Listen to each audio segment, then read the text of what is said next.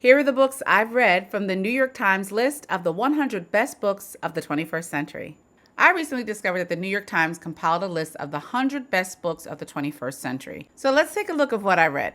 The first book is Educated by Tara Westover. I read this years ago, but it was an amazing story about how this woman broke free of her life living under survivalist parents to go on to earn advanced degrees and become basically normal in a world where she was made to believe that there was only one way to live, and that was extremely off the grid.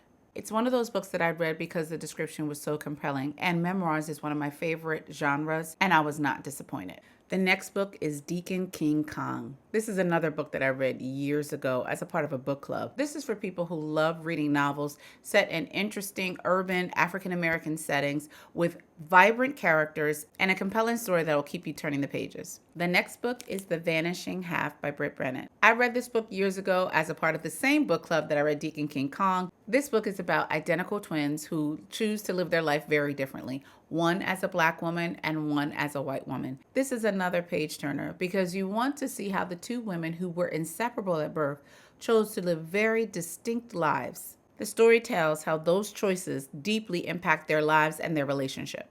The next is Lessons in Chemistry. Now, everyone should be familiar with this book because about 2 or 3 summers ago, this was everywhere. I was glad that I read the book before watching the series, and the series is good enough to just watch without reading the book if you're just not into reading at all. But of course, it's always cool to know the source material for a show. The last book, The Warmth of Other Suns. This was one of the most enjoyable nonfiction books I've read in my lifetime. It explores the history of the migration from Southern Blacks to places in the North and the Western cities in search of a better life. It gives background to how Black communities exist in those Northern and Western cities and explores their roots from the South.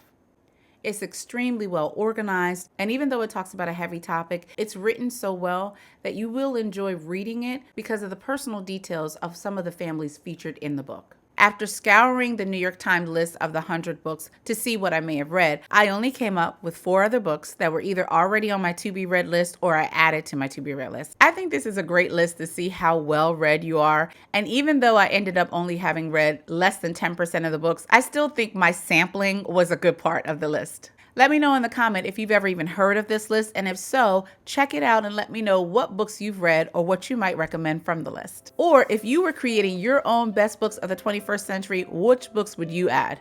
If you like this video, please consider subscribing and be sure to check out what you've already missed, and stay tuned to see if your favorite book comes up next for review. Thanks so much for watching. I'll see you in the next video.